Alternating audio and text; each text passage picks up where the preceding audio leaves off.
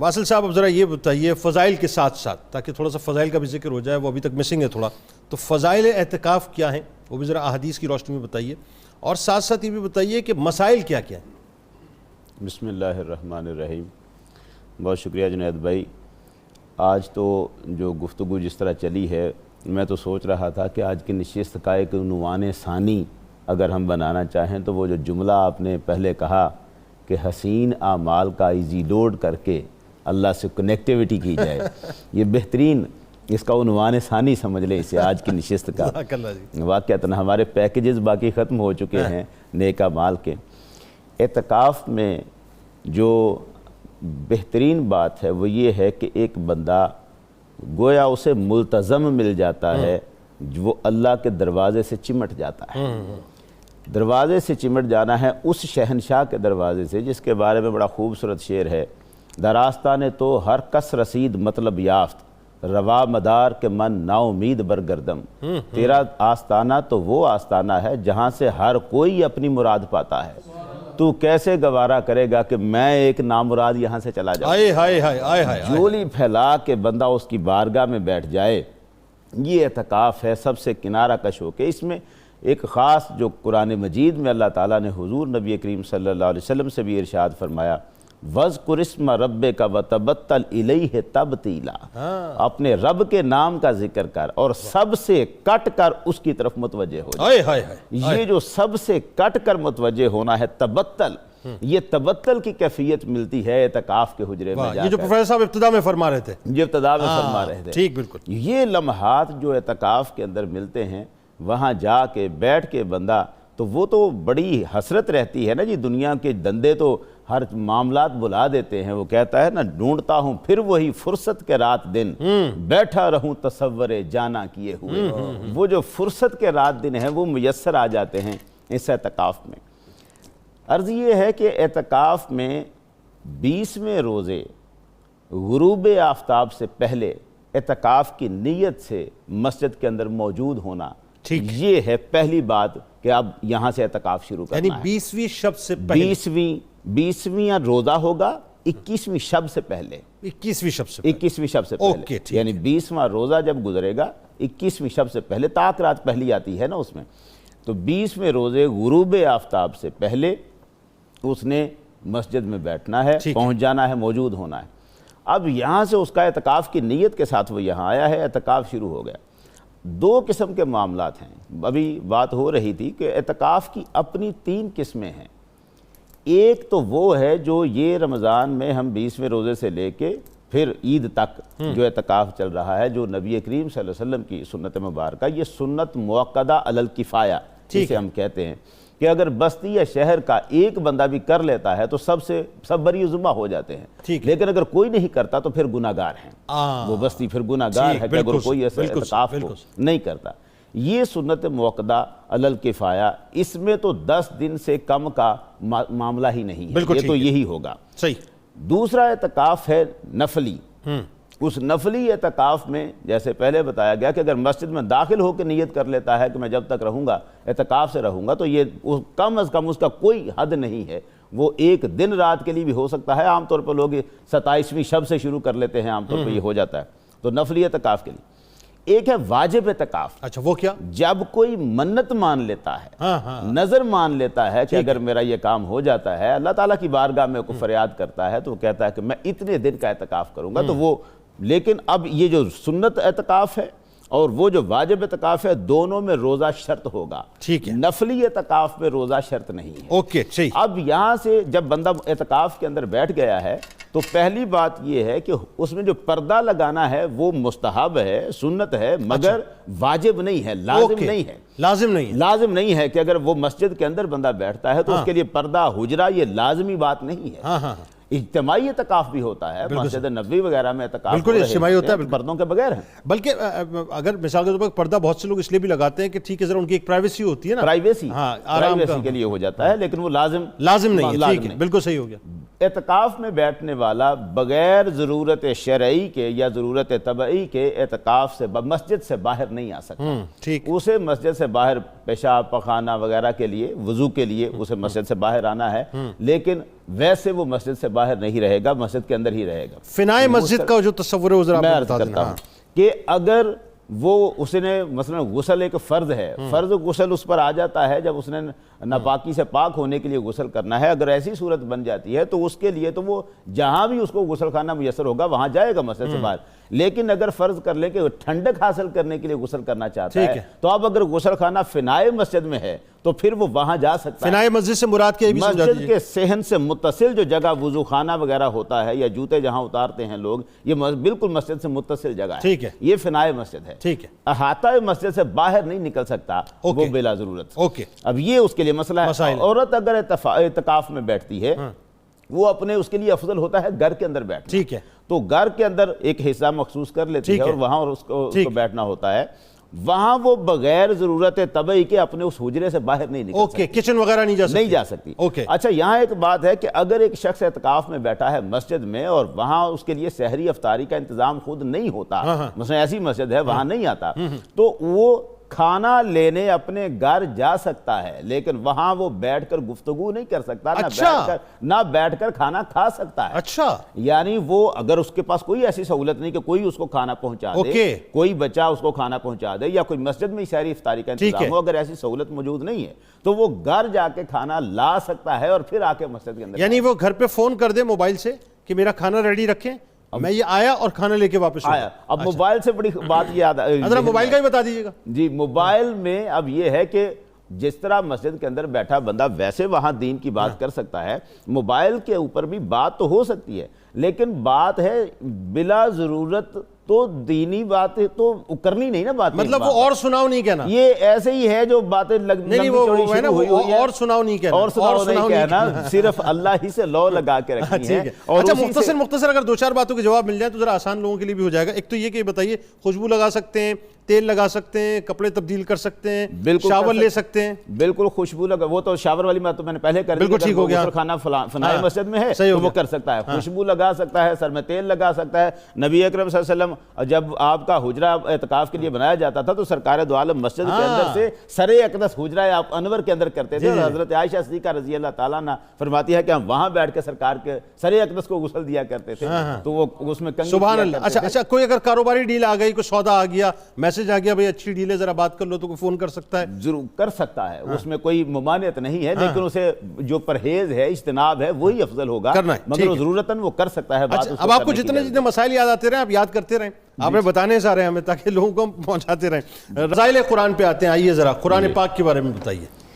قرآن پاک کے بارے میں جی آغاز یہاں سے کرتے ہیں کہ یہ وہ کتاب ہے جس کے بارے میں نبی کریم صلی اللہ علیہ وآلہ وسلم نے ارشاد فرمایا، لا تزیغ بہ الاہواء، اس سے خواہشات کبھی ٹیڑھی نہیں ہوں گی، لا یشبع منہ العلماء، اہل علم اسے پڑھ کر کبھی سیر نہیں ہوں گے، ولا یخلق علی کثرت الرد، بار بار پڑھنے سے یہ کبھی اس میں بوسیدگی نہیں آئے گی، یہ بندہ اکتا جاتا ہے، ایسا نہیں ہوگا، ولا تنقضی عجائبہ، اور اس کے جو عجائبات ہیں اس کا سلسلہ کبھی ختم نہیں ہو سکتا۔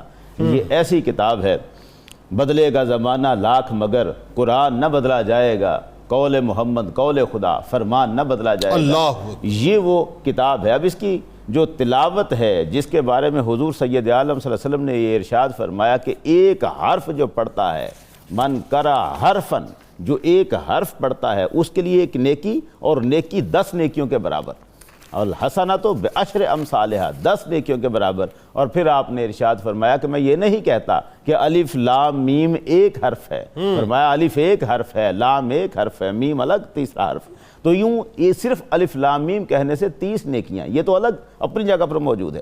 سنن ابو داؤد میں یہ روایت ہے، آپ صلی اللہ علیہ وسلم نے ارشاد فرمایا، مجتمع قوم فی بیت من بیوت اللہ یتلون کتاب اللہ ویتدارسونہ بینہم، جب بھی کوئی قوم اللہ کے گھروں میں سے کسی گھر میں اکٹھی ہوتی ہے، کچھ لوگ اللہ کے گھروں میں سے کسی گھر میں اکٹھے ہوتے ہیں، اللہ کی کتاب کی تلاوت کرتے ہیں، آپس میں درس و تدریس کرتے ہیں، الا نزلت علیہم السکینہ، تو اللہ کی طرف سے سکینہ ان پر نازل ہوتی ہے، وغشیتہم الرحمہ، اللہ کی رحمت انہیں ڈانپ لیتی ہے، وَحَفَّتْهُمُ الْمَلَائِکَةُ فرشتے ان کو گھیر لیتے ہیں، وَذَكَرَهُمْ فِي مَنْ عِنْدَهُ اور پروردگار ان کا ذکر کرتا ہے اس مجلس میں جو اس کی بارگاہ میں کرے۔ سبحان اللہ، سبحان اتنا بڑا شرف ہے ان کو جو قرآن مجید کی تلاوت کر رہے ہیں۔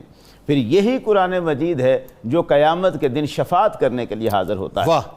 منظر بڑا عجب ہے جب یہ شفاعت کرنے بھی آتا ہے۔ سرکار نے فرمایا اقرأو، اسے پڑھو، کیونکہ یہ قیامت کے دن آئے گا شفیعاً لِأَصْحَابِهِ، اپنے پڑھنے والوں کی شفاعت کرنے والا۔ اللہ اکبر۔ لیکن اس کی جو شفاعت کا انداز ہے وہ بھی جنید بھائی بڑا کمال ہے۔ یعنی قرآن مجید آ کے جب شفاعت کرتا ہے تو وہ یہ کہتا ہے کہ پروردگار یہ بندہ مجھے تلاوت کرتا تھا، اب یا رب حلہ، اسے جوڑا پہنا، اس بندے کو جوڑا پہنا۔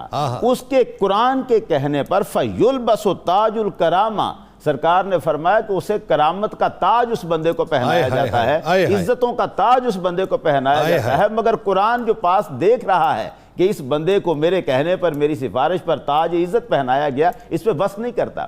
وہ عرض کرتا ہے یا رب زد ہو، پروردگارہ اور زیادہ کر، یہ مہربانی اور زیادہ کر، اور پھر اسے فَيُلْبَسُ حلت الکرامہ، اور پھر اسے عزتوں کا لباس پہنایا جاتا ہے، حلہ، کرامت کا حلہ پہنایا جاتا ہے۔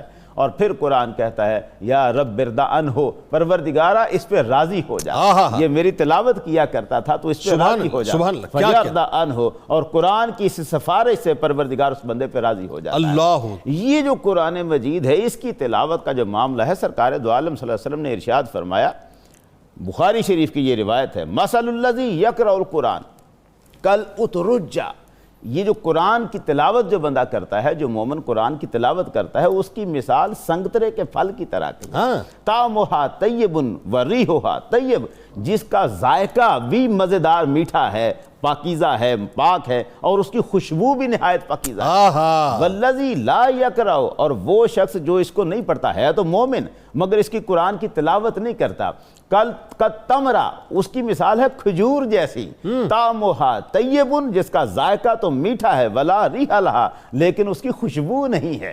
کیونکہ مومن تو ہے نا، وہ ایمان تو ہے نا اس کے اندر، اس لیے مٹھاس ہے کھجور کے اندر، لیکن چونکہ قرآن نہیں پڑھتا تو اس کے پاس وہ خوشبو نہیں ہے، وہ خوشبو آتی ہے قرآن پڑھنے سے۔ اب یہ قرآن مجید حضرت اسید بن حضیر کا جو واقعہ ہے وہ تو ایک الگ ہمیں طرف لے جاتا ہے۔ وہ رات کو قرآن، کیا کمال واقعہ ہے، کیا کمال، یعنی وہ قرآن کی تلاوت کر رہے ہیں، سورہ بقرہ کی تلاوت کر رہے ہیں، اور اس تلاوت میں اچانک سے ان کے پاس جو گھوڑا ان کا بندھا ہوا ہے وہ اچھلتا ہے۔ آپ قرآن پڑھنا بند کر کے اس کی طرف دیکھتے ہیں، اور جب آپ چپ ہوتے ہیں تو وہ گھوڑا بھی اچھلنا بند کر دیتا ہے۔ آپ پھر قرآن پڑھنے لگتے ہیں تو الفاظ کی جب آواز اس تک جاتی ہے وہ پھر اچھلنا شروع کر دیتا ہے۔ آپ پھر دیکھتے ہیں جوں آپ چپ کرتے ہیں وہ رک جاتا ہے، اور جب آپ قرآن پڑھتے ہیں وہ اچھلنا شروع ہو جاتا ہے۔ 3 مرتبہ ایسا ہوا، بیٹا آپ کا پاس یحییٰ لیٹا ہوا تھا، اسید کا بیٹا، وہ پاس اب ان کو ڈر لگا کہ کہیں یہ گھوڑا اچھلتا بیٹے پر ہی نہ آ جائے، اس لیے تلاوت کو بند کر دیا۔ ادھر ادھر دیکھا کچھ نظر نہ آیا، اوپر کی طرف دیکھا کچھ نظر آیا، روایت کہتی ہے کچھ نظر آیا، حتی ما یرا، کچھ نظر آیا۔ صبح جب سرکار وہ آگے چل کے وہ آگے چلنا ہے، یعنی ابھی روایت نے یہاں یہ کہا ہے کہ انہیں کچھ نظر آیا۔ پھر صبح جب سرکار دو عالم صلی اللہ علیہ وسلم کی خدمت میں حاضر ہوئے، یہاں انہوں نے بتایا ہے کہ کیا نظر آیا۔ یعنی حضور کی خدمت اقدس میں جب حاضر ہوئے، وہاں آ کے انہوں نے یہ سارا واقعہ جب سنایا کہ حضور میں نے یوں جو معاملہ دیکھا، تو آپ نے فرمایا کہ اقرا یا ابن حذیر، اقرا یا ابن حذیر، حذیر پڑھتے رہتے۔ انہوں نے عرض کیا حضور میں نے دیکھا آسمان کے فائزہ مثل الظلۃ فیہا امثال المصابیح، ایک چھتری سی تھی جس میں روشنیاں ہی روشنیاں تھیں۔ سرکار دو عالم نے فرمایا اسے تلک الملائکۃ دنت لصوتک، یہ فرشتے تھے تیری آواز کے قریب ہو کے سن رہے تھے اسے، اور اگر تو اسے پڑھتا رہتا، ولو قرأت، اگر تو پڑھتا رہتا، لاصبحت ینظر الناس الیہا، تو تو صبح اس حال میں کرتا کہ مدینے کے سارے لوگ ان کو دیکھ لیتے۔ ہائے سبحان اللہ، فرشتوں کو دیکھ کیا تلاوت قرآن جو ہے، بلکہ یہ تو وہ کتاب ہے، تلاوت تو اگلا مرحلہ ہے، النظر فی المصحف عبادت، اسے تو بس دیکھ لینا بھی پروردگار کی عبادت ہے۔ سبحان اللہ۔ پروفیسر بھائی آخر میں بس بالکل فائنل نوٹ، قرآن کے حوالے سے ہماری ذمہ داریاں کیا بنتی ہیں؟ بہت عام ترین بات ہے۔ بالکل جنید بھائی، اس میں تو اقبال کا وہ شعر مجھے یاد آ رہے ہیں کہ جو انہوں نے کہا تھا کہ صفحہ دہر سے باطل کو مٹایا کس نے، ہائے ہائے نوع انسان کو غلامی سے چھڑایا کس نے، ہائے ہائے، میرے کعبے کو جبینوں سے بسایا کس نے، میرے قرآن کو سینوں سے لگایا کس نے، تھے تو آبا وہ تمہارے ہی مگر تم کیا ہو، ہاتھ پہ ہاتھ درے منتظر فردا ہو۔ اللہ۔ اور پھر اقبال کہتے ہیں وہ زمانے میں معزز تھے مسلمان ہو کر، اور تم خار ہوئے تارک قرآن ہو کر۔ یہ جو معاملہ ہے قرآن مجید کے ساتھ ہمیں خود جڑنا اور اپنی نسلوں کو جوڑنا، یہ وقت کی سب سے اہم ضرورت ہے۔ تلاوت سے بڑھ کر، یعنی ثواب ہے بلا شبہ، ایک حرف کی تلاوت کا ثواب ہے، اس کی زیارت کا بھی ثواب ہے، لیکن تلاوت سے بڑھ کر اس کی تفہیم بھی تو ایک مسئلہ ہے، اس کی سمجھ بوجھ بھی تو ایک مسئلہ ہے، اس سمجھنے کے بعد اس پر عمل کرنا اگلا مسئلہ ہے۔ ہم جو تارک قرآن ہیں تو وہ یہ ہیں کہ تلاوت تو کر رہے ہیں مگر قرآن کے تقاضے، قرآن کے ارشادات پر عمل نہیں کر رہے۔ ہمارا ضمیر الگ ہے، وہی جو اقبال نے کہا تیرے ضمیر پہ جب تک نہ ہو نزول کتاب، گرا کشا ہے نہ راضی نہ صاحب کشاف۔ یہ جو ضمیر پہ نازل نہیں ہوتا، جب تک ہمارا ضمیر قرآن کی آیات سے جڑ نہیں جاتا، وہی حکم ہمیں ہمارا ضمیر نہیں دیتا جو قرآن دے رہا ہے، تب تک ہم فلاح اور اصلاح کے مقام پر نہیں پہنچ سکتے۔ ہمیں اپنی اولادوں کو بتانا ہے، اپنی نسل، خود بھی اپنے اعمال کو آراستہ کرنا ہے، اولاد کو بھی قرآن سمجھانا ہے۔ وہ جو سرکار دو عالم نے ارشاد فرمایا ادبوا اولادکم حب نبیکم و حب اہل بیت نبیکم و قراءۃ القرآن، اپنی اولاد کو اپنے نبی کی محبت سکھاؤ، اپنے نبی کے اہل بیت کی محبت سکھاؤ، اور انہیں قرآن پڑھنا سکھاؤ۔ وہ جو قرآن پڑھنا ہے، قرآن کو سمجھ کر اس کے مطابق چلنا ہے۔ ہمارے ہاں یہ بڑا معاملہ ہے کہ اگرچہ محافل کثرت سے ہوتی ہیں لیکن دروس قرآن کی محافل کم ہوتی ہیں، قرآن مجید کی تفسیر کی محافل کم ہوتی ہیں۔ اس کی تفسیر و تشریح جب لوگوں کے اندر، دلوں کے اندر اترے، وہ ہماری ذمہ داری ہے۔ وقت فرصت ہے کہاں، کام ابھی باقی ہے، نور توحید کا اتمام ابھی باقی ہے۔ ہمیں قرآن کے پیغام کو عام کرنا ہے، قرآن کو سمجھانا ہے، لوگوں تک پہنچانا ہے۔ بہت شکریہ، بہت شکریہ، بہت شکریہ۔ ناظرین ہمارے ساتھ رہیں، مختصر سا وقفہ ہے، آپ بھی سحری کیجئے، ہم بھی سحری کرتے ہیں، اور لوٹ کے انشاءاللہ پھر آپ کو مجموعہ کلام سنواتے ہیں۔ اور قصص القرآن میں آج آپ نے ضرور میرے ساتھ رہنا ہے، بڑا اہم ترین واقعہ ہے حضرت موسیٰ علیہ السلام کے حوالے سے۔